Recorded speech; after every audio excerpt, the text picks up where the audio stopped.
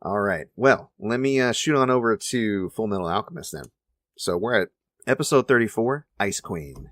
Edward learns, through discussing with the soldiers there at the wall, that a steel automill is not suited for cold weather at the Briggs Fortress.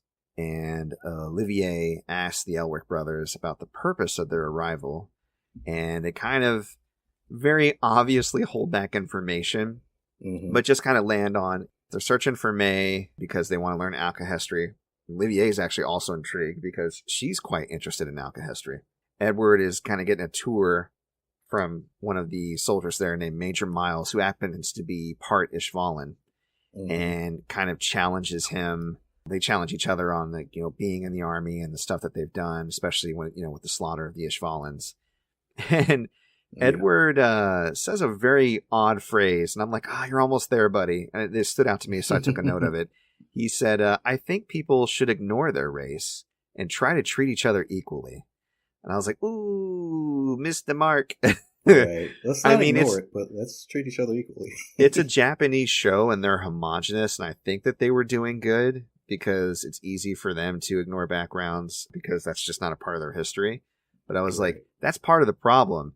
Ignorance about each other's differences and not celebrating each other's differences and the value inherent in having diversity is part of the problem. Right. Anytime you get a diverse group of people together, the ideas, the progress, the strength is elevated, especially if those involved respect that and utilize that. And yes, then try to treat each other equally. So, so little sidebar there, but I thought that was interesting. That I ignore you, friend. Yes, I don't see color. You should, right? Exactly. When you don't see color, you negate my experience. You might need to go to the doctor. Like the same people that say I don't see color go, I don't think the police treat anybody differently based on, it's like, right. If that guy was white, they would have done the same thing. Anyways, they run into Fallman, who has been posted to Briggs. He's one of the men that was under, Mustang's command that was exiled, and he went to the north. And as they're catching up, a new homunculus that we've seen like very brief scenes of that was kind of kept underground below where Father is, Sloth. He appears up from under the ground. He had been like digging a tunnel, apparently all the way to the north. And Olivier's surprised at the fact that when they try to attack him, he's completely invulnerable. And even more surprising, Edward seems to know exactly who he is. And they're like, you must be in league with this guy. He's like, I swear I'm not. They go, well, who is he? And then Edward's like, shit, I can't tell you. Like, they'll kill Winry if I expose them, right? So he's holding back his knowledge and just mentions that the homunculus is invulnerable to a point because he can heal and he can't be killed, but his makeup is similar to that of a human. And that does give Olivier an idea of how to finally defeat it. And Sloth, by the way, huge. Very inconvenienced by inconveniences. Says things like, oh, I'm getting shot. That's annoying. This is going slow. That's it. Like, he doesn't really seem to understand where he's at, and I don't know if he popped up on accident or what happened. Right. So when you shoot to the next episode, 35, Olivier and her crew, they manage to find a way to subdue him by dousing him in fuel, I guess the fuel that they use for their engine tanks or something. And they shove him into an elevator using her tank and then two other tanks to try to back him up into it, which is insane. And then they kind of force him outside.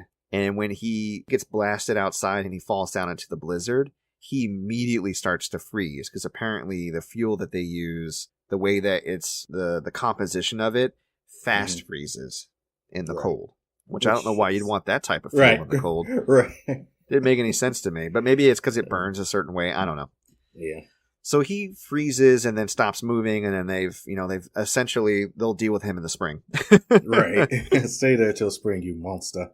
So Olivier has the Elric brothers arrested at that point because she knows they're withholding information from him, and she's like, shit just got real. And they shoot to Kimberly in the hospital, because, he got almost killed. Yeah, exactly, by Scar. General Raven, one of the top generals that, is in Bradley's little corrupt cabinet, he visits and he brings along another state alchemist to heal his wounds. And then they shoot to Marco hanging out with May, And he's continuing to look into the history of alkahestry, and she's teaching him how it works. And then they shoot to Edward, Alphonse, with Olivier and Buccaneer, one of her, big generals that they originally met, and Fallman, one of Mustang's men. They're all investigating the tunnel that Sloth came from and what he used to invade Briggs. And when they get far enough in the tunnel, she stops. She's like, all right, give me all the info. No more bullshit. Right. And they basically tell her what's up. They tell her all about the homunculi. They tell her about the plot, the Ishvalan stuff, everything. They drop down a map, and they're looking at the tunnel, and they deduce that all these conflicts that Amestris has been using to expand are all points along this tunnel, and then when Ed draws around it, it makes a huge alchemy symbol. Mm-hmm. And so they were basically building this underground tunnel in the shape of an alchemy symbol, and they're expanding this country for the sole purpose. Like, they're starting all these conflicts. They talk about that religious town that Ed went to, God, way back in the very, second episode. Yeah. Or maybe the third, I can't remember, where they calmed it down. I think the East Regiment came in and calmed them, and then Central came in, and what's that? Leor was the name of the town. I just remembered it. Oh, yeah, that's right. Yeah, and Central came in and booted them out, and shortly after they did, the town went into chaos again, because that was Central's original plan. That's what they were trying to do, is that way they can go in with the military and crush them and have that place occupied and ready for whatever their plan is. So they all come to that conclusion, and Olivier talks with Raven, who shows up to the base with Kimberly, and they're like, you gotta get him to spill the beans about the plans or whatever. So she has a plan to kind of solicit information out of him and, play kind of weak or not knowing much about the homunculus that showed up. And he kind of flirts with her a little bit, and he's offering her immortality and tells her about how they're going to create immortal armies. And the others are kind of listening in on the conversation. And that pretty much ends that episode. So now she's learning, she's pretty much confirming their plans with Raven, who's just all about yeah, girl, you want to be immortal? Just stick with me, baby. The next episode, the last one I watched, episode 36, it starts off with a flashback with Hohenheim and his wife and little baby Edward and little baby Alphonse. He's just thinking about his time 13 years ago when he actually left the family. And he was lamenting about how his body would outlast his wife and his sons, and he didn't want to watch that happen. And that's kind of why he was considering leaving. And she has him take a portrait. She's like, here, we can immortalize how we were. And it's a portrait you've seen throughout the show, but his face is always covered. Right. Mm-hmm. And then you get a chance to see the real portrait. And she surprised him with it, said, it's about these moments. Don't think about the future. Think about what you have now and appreciate it. And you see he's crying in that photo, which is why they kept covering up the picture. So sad. Yeah, big time. He does eventually leave, though. And he tries to leave without Edward and Alphonse seeing him. But, of course, they wake up and he has to look at their faces. He hardens his face and walks away. That's the last thing they see.